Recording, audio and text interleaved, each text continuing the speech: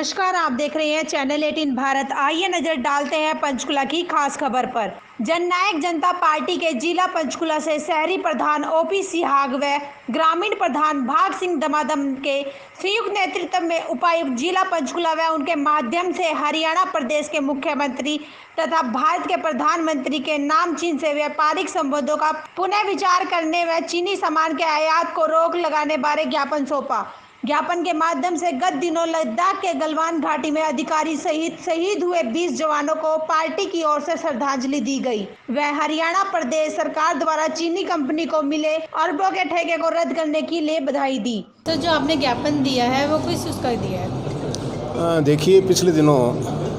China द्वारा जो हरकत की गई और एक साजिश के तहत धोखे से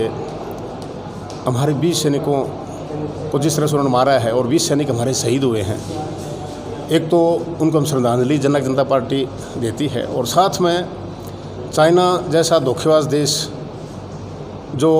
आज यहाँ व्यापार करके हमारे देश में भी दुनिया में भी और धीरे धीरे कब्जा करता जा रहा है हर क्षेत्र में,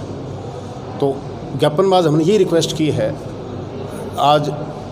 अतिरिक्त उपायुक्त मैडम को हमने ज्ञापन दिया, डी साहब की मीटिंग में गए हुए थे, उनके थ्रू प्रधानमंत्री जी को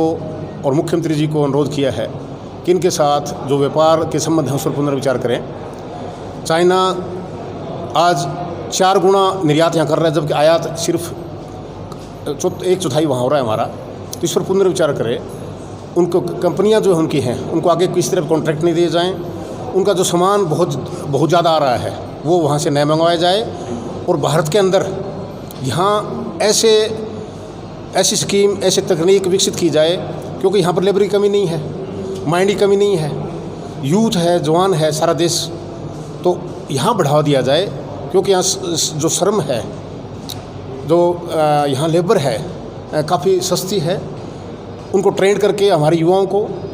और इस तरह माहौल पैदा किया जाए कि यहाँ हमारे युवा ही सारा काम करें और चाइना से सस्ता माल हम बनाएं और हम विदेशों में भेजें, न कि चाइना का माल यहाँ आए। चाइना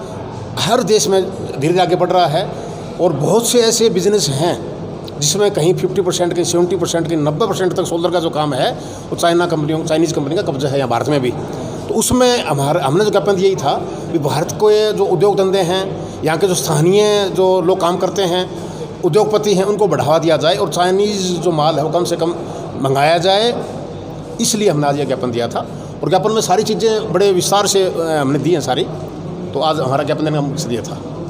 सर, जो ये ज्ञापन सौंपा गया है ये किस उपलक्ष्य में सौंपा गया आपको? देखिए, जो आज हमारे देश और चाइना के बॉर्डर पे जो हालात हैं, जिस हिसाब से कि बिना किसी जंग और युद्ध के हमारे सैनिक एक संधि के अंदर बंधे हुए हैं, उन्होंने अपना कर्तव्य पूरी तरह से निभाया था, लेकिन चाइना धोखेबाजी की फितरत रही है और उसी धोखेबाजी पर उतरा है। लेकिन आज समय आ चुका है कि जिस प्रकार से चाइना हमारे पड़ोसी देशों को बरगलाने का काम कर रहा है हमारे खिलाफ ही, और हमारे देश में अपने प्रोडक्ट भेजकर वही पैसा कमाकर हमारे ही खिलाफ पैसे को यूज़ किया जाता है, तो हमारी है कि भारत सरकार इस पर पूर्णतः विचार करे कि चाइना के साथ संबंध किस प्रकार से आपने रखने हैं। कुछ इंटरनेशनल सिस्टम है, दबाव हर तरफ से होते हैं, लेकिन उनको देखते हुए